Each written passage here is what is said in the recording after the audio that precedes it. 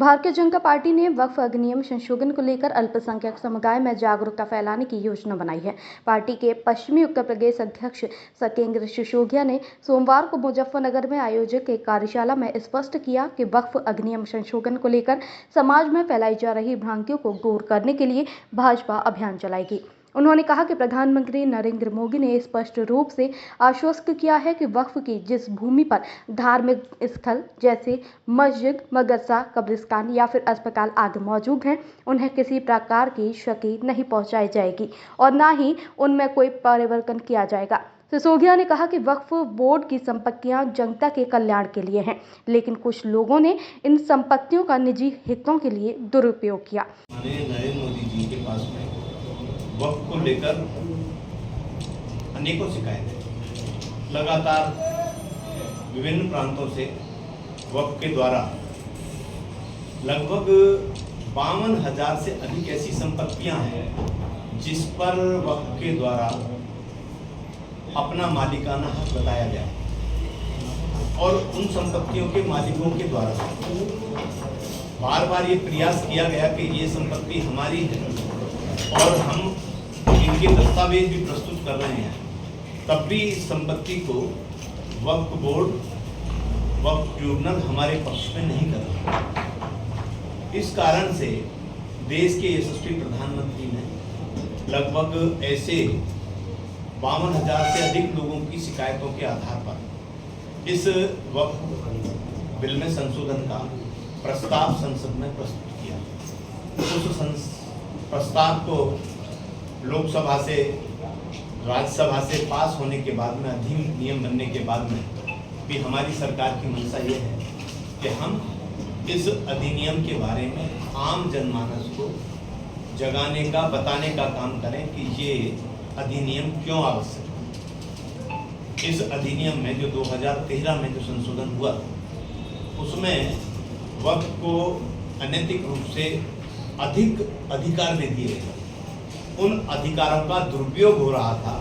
उसके कारण लगातार सरकारी संपत्तियां और आम किसान, आम आदमी की संपत्तियों को भी वक्फ की संपत्ति बताकर काबिज होने वाले लोगों को बिना वजह परेशान कर रहे हैं। कार्यशाला में उन्होंने बताया कि वक्फ की भूमि पे मॉल बने हुए हैं, वक्फ की भूमि पे इंजीनियरिंग कॉलेज बने हुए हैं, वक्फ की भूमि पे बड़े बड़े फार्म हाउस बने हुए हैं और उसमें आप देखेंगे कि किराए के नाम पे केवल खाना पूर्ति है।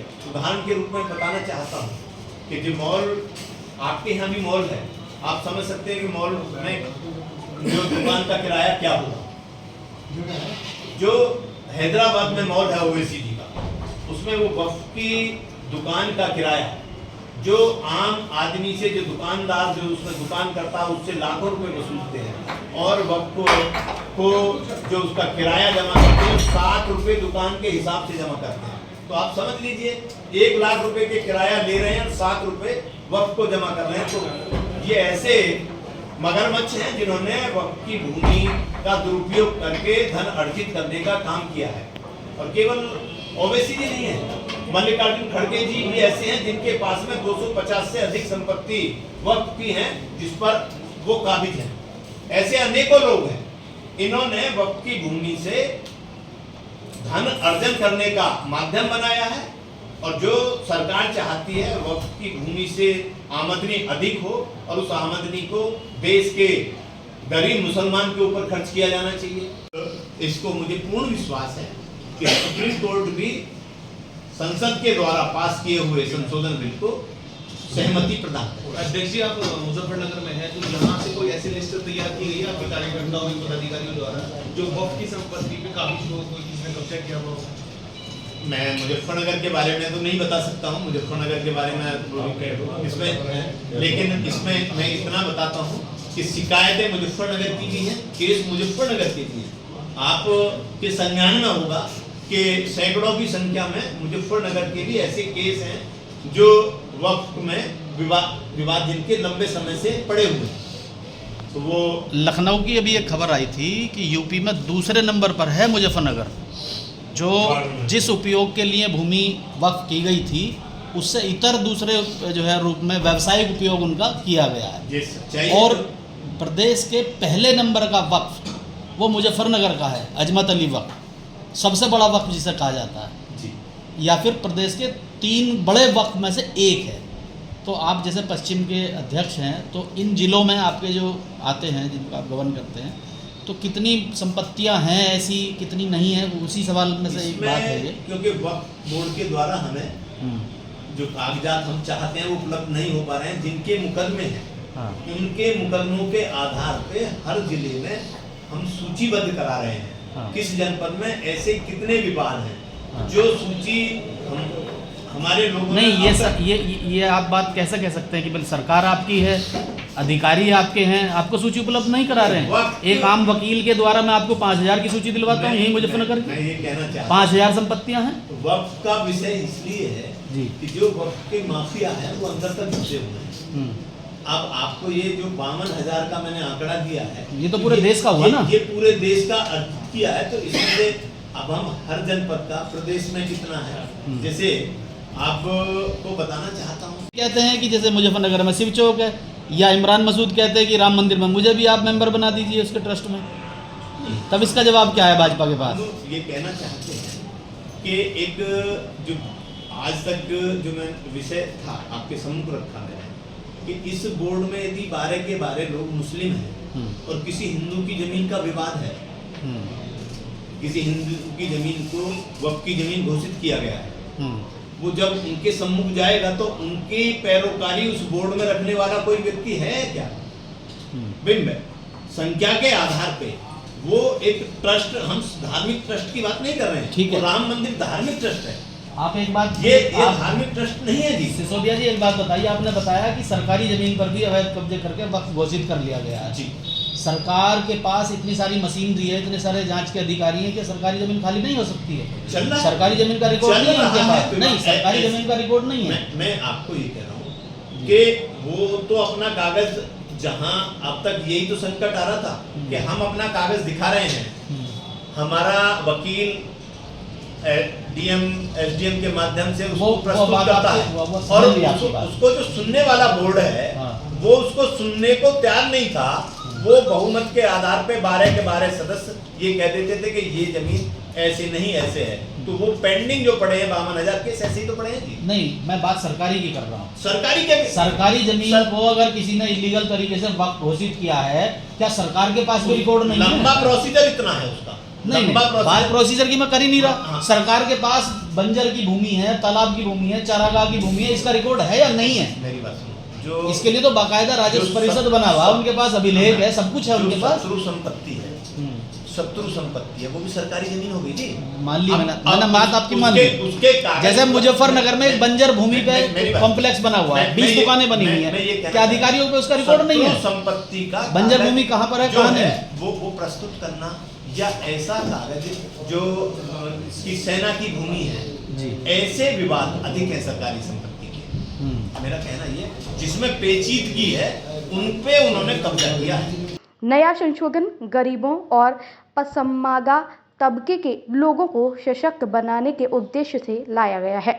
इसके अलावा उन्होंने बताया कि प्रधानमंत्री नरेंद्र मोदी की सरकार अल्पसंख्यकों, खासकर पसमानदा मुसलमानों के सामाजिक और आर्थिक सशक्तिकरण के लिए लगातार काम कर रही हैं। संशोधित कानून के तहत वक्फ बोर्ड की आमदनी को पारदर्शी तरीके से आम जनता के हित में प्रयोग करने की दिशा में ठोस प्रयास किए जा रहे हैं। सत्येंद्र सिसोदिया ने बताया कि भाजपा अब जनता के बीच जाकर नए वक्फ अधिनियम के प्रावधानों को समझाएगी और बताएगी कि ये कानून कैसे अल्पसंख्यक समाज, खासकर गरीबों के हित में है। उन्होंने विश्वास जताया कि सुप्रीम कोर्ट में लंबित याचिकाओं के बावजूद संसद में पारित कानून को चुनौती नहीं मिल पाएगी और अदालत में इसे उचित मानेगी।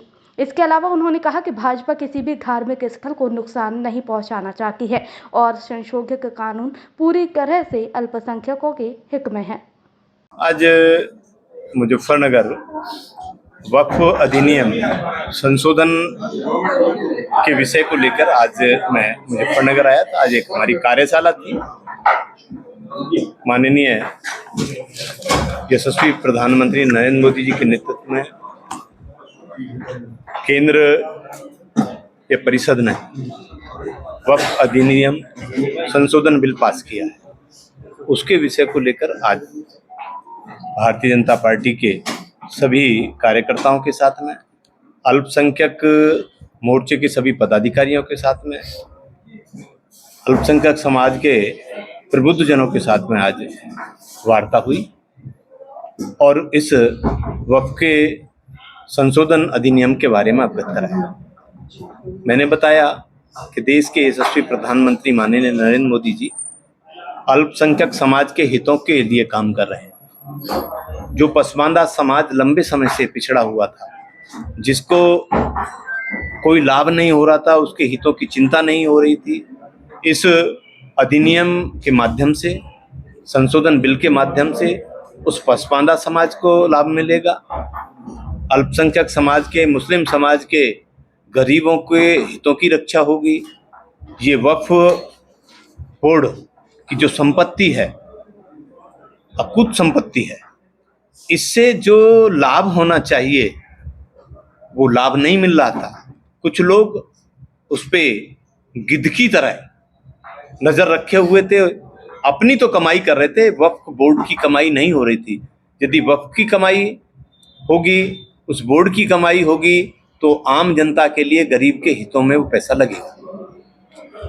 आप सबके माध्यम से बताना चाहता हूँ, वक्फ दान की हुई संपत्ति होती है। जिसने दान संपत्ति की है वो उसके नाम होनी चाहिए, उसके कागज उसके नाम होने चाहिए, तभी तो वो दान है। और यदि वो दान की हुई संपत्ति उसकी स्वयं की नहीं हो और झूठ से कह दे कि मैंने ये संपत्ति दान की है, और किसी गरीब के, किसी मजलूम को परेशान करने के लिए उसकी संपत्ति को विवादित करके बताया जाए कि वक्फ की संपत्ति है, तो ये गलत है, उसके साथ विश्वासघात भी है, उसके साथ धोखा भी है। और मैं कहना चाहता हूँ, माननीय प्रधानमंत्री जी का जो ऐतिहासिक कदम है इस वक्फ बिल में संशोधन के माध्यम से, इसकी जो संपत्ति है वक्फ की संपत्ति, उसके माध्यम से हम अधिक से अधिक धन अर्जन हो और वक्फ को फायदा मिले, गरीब किसान के हितों की रक्षा हो। वक्फ की भूमि पे मस्जिद बने, वक्फ की भूमि पे मदरसा बने, वक्फ की भूमि पे अस्पताल बने, वक्फ की भूमि पे कब्रिस्तान बने, ये हम चाहते हैं। और मोदी जी ने आश्वस्त भी किया है, वक्फ की किसी भी भूमि पे कोई धार्मिक स्थल बना हुआ है उसको कोई क्षति नहीं पहुंचाई जाएगी, कोई उसमें परिवर्तन नहीं किया जाएगा, ये अल्पसंख्यक समाज को आश्वस्त किया जाता है। जब इतना अच्छा बिल है तो सुप्रीम कोर्ट में जोर दे दी गई है, सुप्रीम कोर्ट भी लगातार इस पर सुनवाई कर रही है, 5 तारीख को लगातार, उस पर आप क्या कहेंगे? हमें कोई इसमें संदेह नहीं कि जो हमने बिल प्रस्तुत किया है वो अल्पसंख्यक समाज के हितों के लिए बहुत बेहतर है। और जिन लोगों ने सुप्रीम कोर्ट में याचिका दायर की है वो अपना काम कर रहे हैं, कानून के पक्षकार सरकार के भी हैं, वो अपना पक्ष रखेंगे। और मुझे पूर्ण विश्वास है कि संसद के बिल को कोई छेड़छाड़ नहीं होगी और सुप्रीम कोर्ट की भी सहमति मिलेगी। अध्यक्ष जी, जिस तरह से राकेश टिकैत और नरेश टिकैत का बयान पहलगाम